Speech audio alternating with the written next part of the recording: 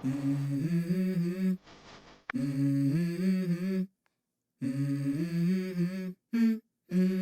go. I wake up to a little bit of drool on my pillow, feel like it's gonna be a bad day. Yeah, I'm tired of shit, and the coffee ain't hit yet, damn, ain't that great.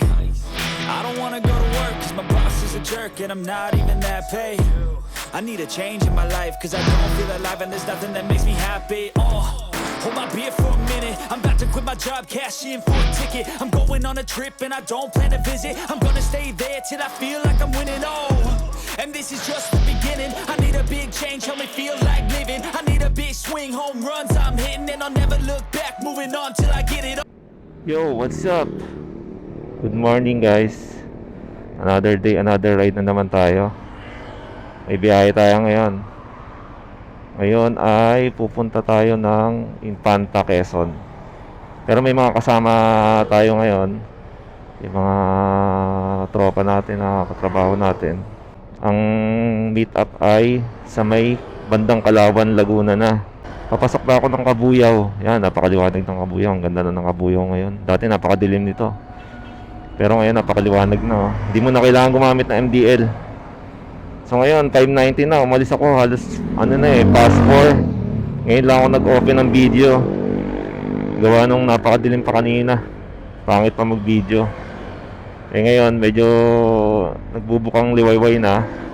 Sana hindi umulan. Tingin ko naman hindi uulan. Di baling mainit kasi medyo sanay naman tayo sa init. Yan, naka long sleeve na tayo. Hindi tulad nung nagpangasinan, naka jacket, naka riding jacket. Pero ngayon, naka lang tayo, jersey.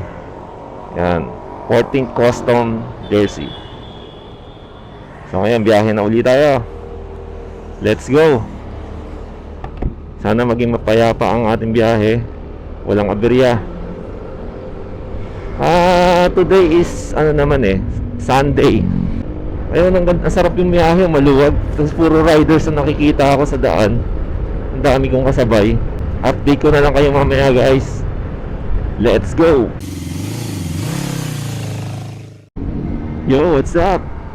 Andito na tayo sa Calamba. Ayan, dito tayo dadaan papuntang Laguna hanggang makarating tayo ng Kalawan, Laguna. Doon natin sila imi-meet kung maabutan pa natin sila. Sinabi ko naman na mauna na sila kapag nakumpleto na sila para hindi masyadong abala sa oras.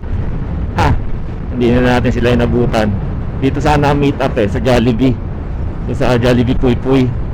Kaya lang lumarga na sila. Hindi na natin inabutan. Saka 6 o'clock na rin naman ang usapan kasi 5:30. Hi guys. Nakapasok na ako ng Lumban, Laguna. Pero hindi ko pa rin sila nakikita. Medyo malayo kasi yung gap namin. Siguro doon na talaga sa Pami kami magkikita-kita.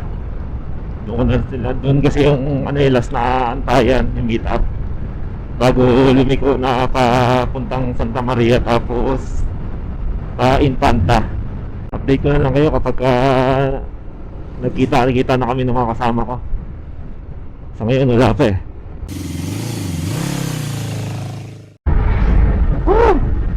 Ang sarap talaga magmotor pagka ganito kaluwag Sarap Woohoo! Welcome to Kalayaan, Laguna. Nandito na tayo sa Kalayaan. Sarap pala dito. Hindi pa mainit. Layo muna tayo sa Manila. Sa lugar na kung saan napakainit. Dito nalatakpan ng bundok yung araw. Wala pa akong almusal. Biscuit pa lang ang kinain ko pala sa kape. Hindi pa naman ako nagugutom. Yo, what's up? Nandito na tayo sa Pami, Laguna. Malapit na tayo sa Red Horse Monument. Hello. Saan ba kayo? Oo nga. Malapit na ako. Na lang segundo. Kita ko na yung 7-Eleven Nasaan ba kayo? Sa mismong Red Horse? Sa may 7-Eleven? Kita ko na. Nandito na yung sa harap ko yung 7-Eleven Ayan, ito na sila. Ayan, naka-poppers pa si Robert.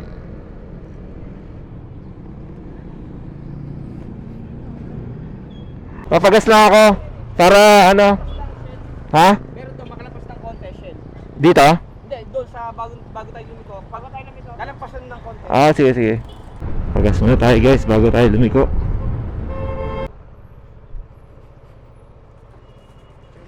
Good morning.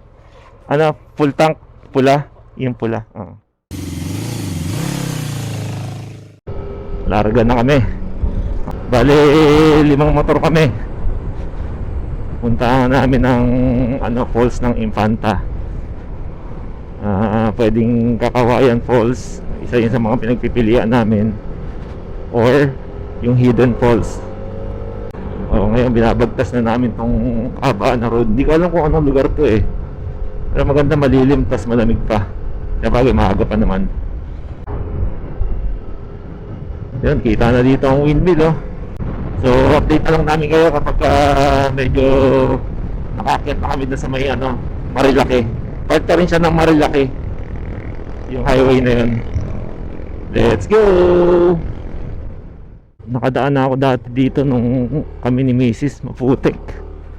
Buti ngayon tuyo. Dapat to nasesementohan na eh. Hindi ko alam kung may iba pa bang ruta nito o ito lang talagang daanan niya pabalik dito sa highway sa kabila. Oh, lamig na, oh. Sarap, oh. Yan, dito mararamdaman yung lamig kasi paakyat na to ng Marilaki. Yan, itong kasama namin na kabibili lang ng motor. Nasa training mode pa lang siya ngayon. Yan yung pinractice namin nung nakaraan. Yan, kaya mapapansin nyo medyo mabagal pa siya. Kasi kinakapa niya pa yan. Kumbaga sa driver, break in, period. May natitira pa palang lupa. Okay, hindi pa pala tapos. Kala ko tapos na. Dito sa gilid. Smooth lang ang mga bato. Lalaki kasi ng bato. Ow, ow, yan, road na yata yun. Ay, natapos din ang lupa. Yohon! Marilaki highway na kami. Ayun na, dami na kami nakasabay na mga riders. Tingin ko malapit na tayo sa KM90.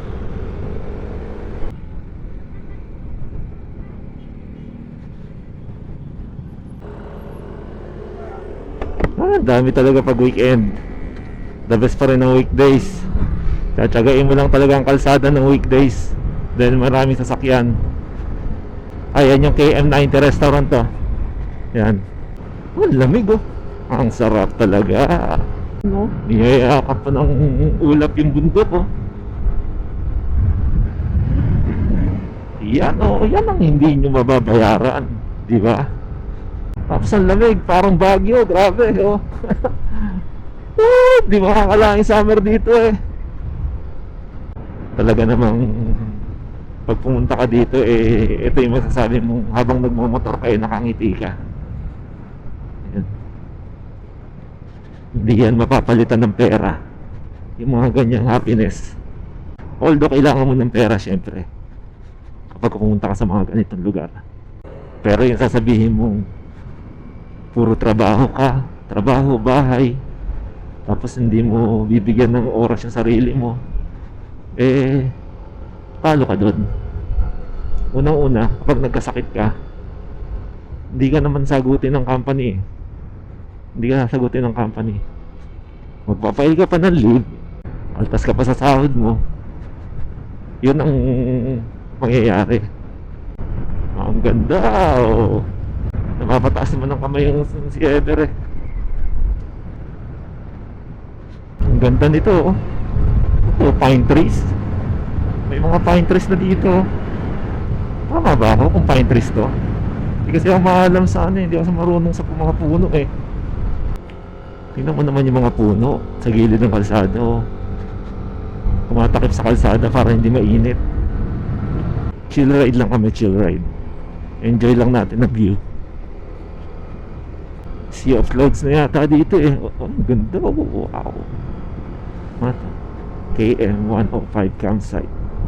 Pwede pala, may campsite pala. Oh, talaga naman kahit sino naman ay mapapatigil dito eh, oh. Ito na yung unang tulay na madadaanan. Ang lalim nito, ah. Wow, Napakalupa pala dito. Ang daming tao. 1 minuto pa, 8 minutes. Ito yung pangalawang tulay na. Ibig sabihin, malapit na tayo. Ito yung Kakawayan Falls. Naku, ang daming tao. Wala, kulong lang ka. Daming tao na. Sabi sa inyo eh. Edit Paul. Sige. Punuan na. Dami kasi ngayon, weekend. Kaya pala halos wala na kami makasabay sa kalsada. Kasi nandito na sila. So Hidden Falls tayo. Try natin kung meron pa. Yun, ang ganda ng view. Grabe, madidisgrasya tayo dito kakatingin ng view sa gilid eh. Madidistract ka dito eh.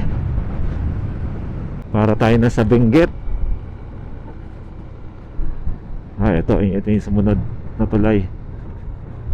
Pero 2 minutes pa eh. Ito yung Pinlock Falls. Pinlock Falls, paakyat pa. Alam ko tanaw dito ang Pinlock Falls. Wala di sa baba. Pero diretso pa tayo. Kitang kita pala dito ang Sierra Mountains. Parang nasa Nueva Vizcaya. Yung dati na daanan namin. Isang minuto na lang, andun na tayo sa Hidden Falls. Ito yung huli natin pag-asa. Ayan, Hidden Paradise Falls Resort. Naku, mukhang madami din tao. Oo. Yan, Hidden Paradise Resort.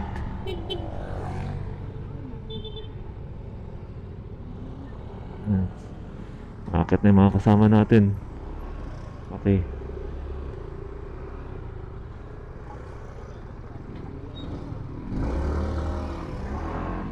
Oo.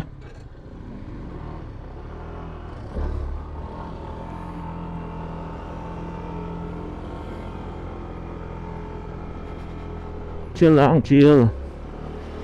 Ikalma mo lang ang shoulder mo para hindi ka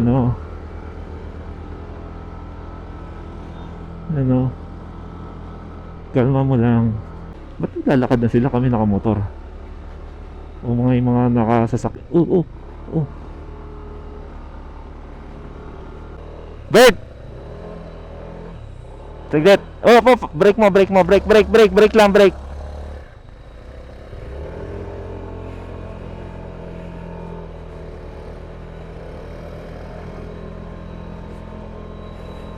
Layo naman pala nito mula sa kanto.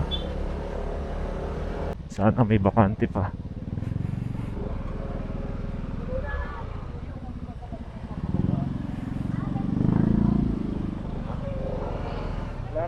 Wala nang cottage. Rooms na lang daw. Puro rooms. Tinanong ni Luis eh. Nakabili ba kayong pagkain? Meron na. Nabunuhan ko muna, mamaya na lang mag-ano. Konting tubig, may kanin. Nangangamoy Parang sa'yo nga eh. Namoy ko nga rin yun eh. Mali ka ng gas. Hindi, gilid-gilid na lang tayo. Ha? Wala nang problema. Di gilid-gilid na lang tayo. Tara na tayo. Diyan yata sa taas.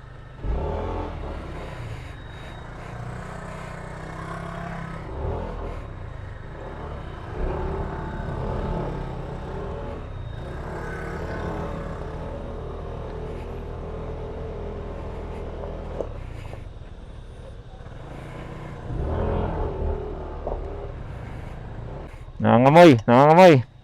Hindi eh. Kay Robert ko naamoy yun umpisa eh. Naubusan na ng cottage. Ang available na lang ay rooms.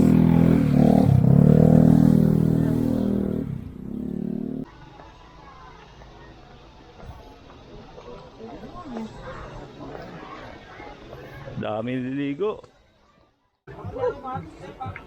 Pwede na umuwi ng Los Baños. Pwede na mag-isa. Hindi, pwede na umuwi ng Los Baños. Sasabihin niya, marunong ka ba magbuta? Hello? Hello, muntik na matumba kanina.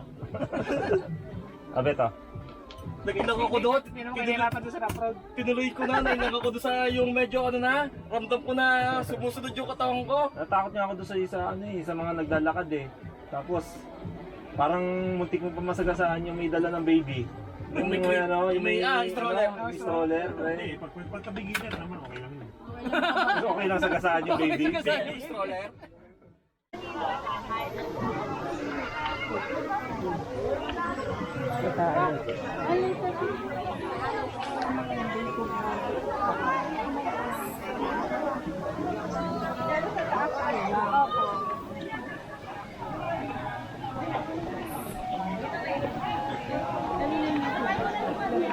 Malamig. Lamig.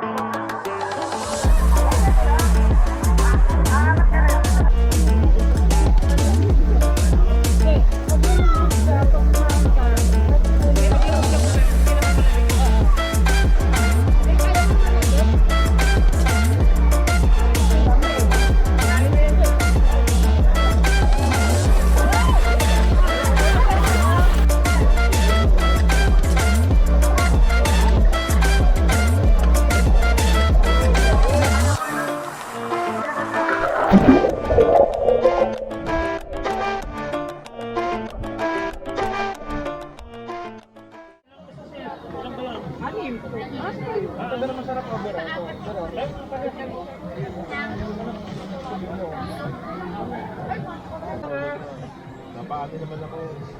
Napababalo naman ako.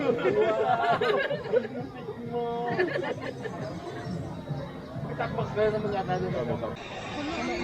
Ano, miniature na. Oh, ayun, may lumulutang na oh. Ano, ba't ang tapos makapamura ka? Nature yan. Nature yan. Papamura ka. Hindi, gusto mo nature, di ba? Ganito yung nakasama. Yan yung tumatama sa helmet natin kanina eh. Yan yung gumagano sa helmet. Hindi, gusto mo nature. Sa ano, kasili. Yan yung specialty nila ron. Kafe, kabuya. Kafe de kabuya. Sarap kaya yan. Siguro naman, mga parang kapimbara ako din. Ano, mabango ba Bart? May bent. May durog na bigas. Tingin mo ilan yan? Tingin mo ilang scoop yan pag ganyan. Isang baso, isang scoop. Isa. Hindi, matabang yan. Ano yan? Gawin mo mga ano, try mo na din ah. Back to day 1. Back to day 1. Day zero. Day 0. Kahapon na siya nag-start.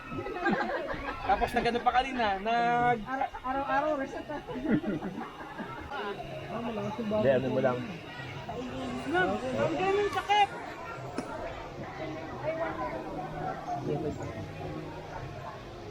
Bango. Bilangan ko na lang. Yan, amoy nature ah. Lagyan mo na ng asukal baby yung baso mo. Kami nang bahala mag-ayat. Tapos kami nang buwan. So dapat anim lang din kayo. Hindi, dapat anim lang din sila.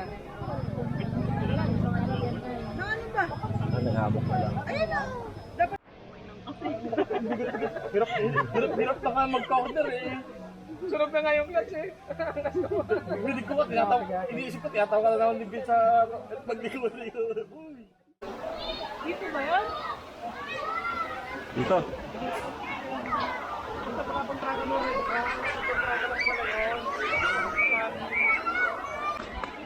Mga burger ha? Siyempre. Oo, nakaano niya sa pindot eh. Nagkakabubuhay yun eh.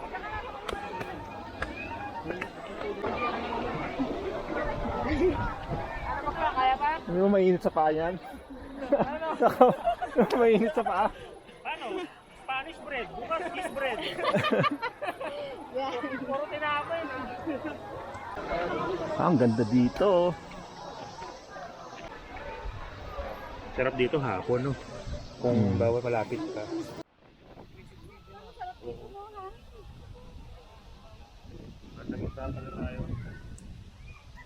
Paano kung inaas dyan, bro? Mamaya may hayop eh. King Cobra. Hindi kaya tingin. Hindi naman. Hindi, sara mo lang yung tent mo syempre.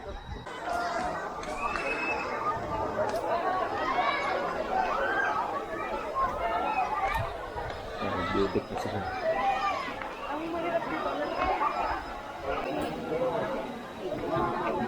Ah, yun, yung ilog.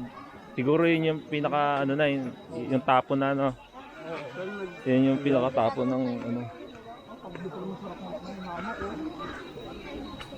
Ano. O, latag lang ano. Ah, yun. Oo nga, yun yung tapon. Ah, ito. Ah, diretso. Pagka ganyan kasi latag, hindi mo maiwan ang gamit mo. Oo, sa bagay.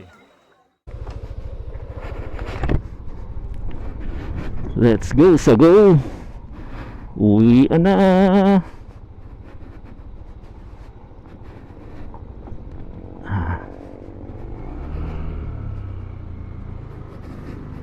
Ito yung matarik na part.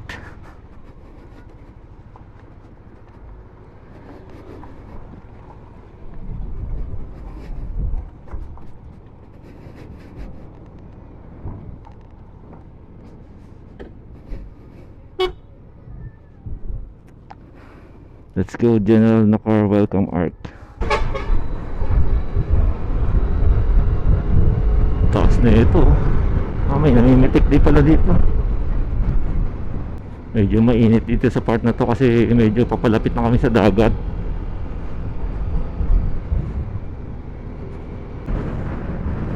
Wow! Sierra Madre Mountains. Woo! Ganda. Parang tanaw na dito yung dagat.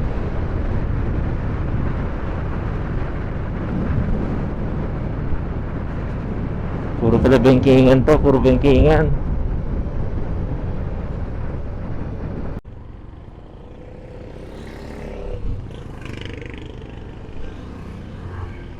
Ito na ang dulo ng Marilaki Highway.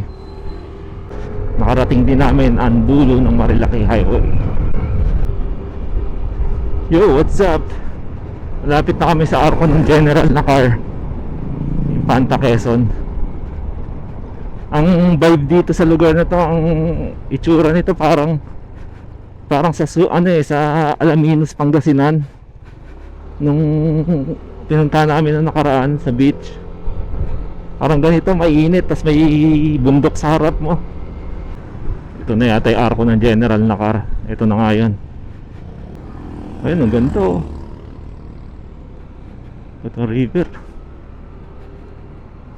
Saka dun sa kabila. Kaya lang tuyo. Summer kasi, ang pangit pala ng kalsada dito.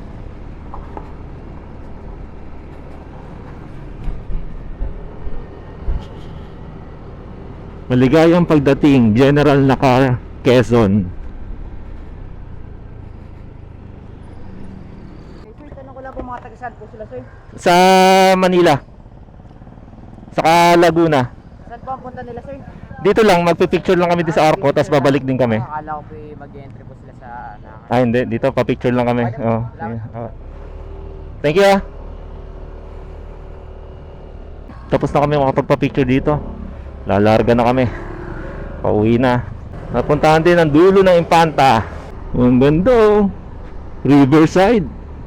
Pero mukhang wala naman siyang resort. Ang ganda siguro niya pag nag-uulan.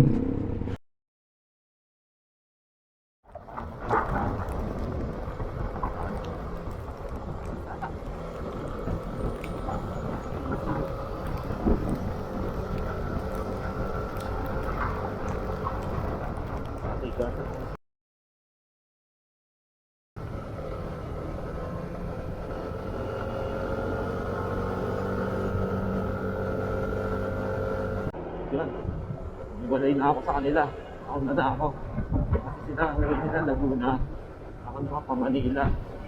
Ako na aadaan ko ay Pinangonan. Mabilis kasi ako doon ng 1 hour. Dito ko natatapusin ang video. Maraming salamat sa mga nakapanood. Samahan niyo uli kami sa susunod na adventure at paki-like and subscribe na rin sa channel ko.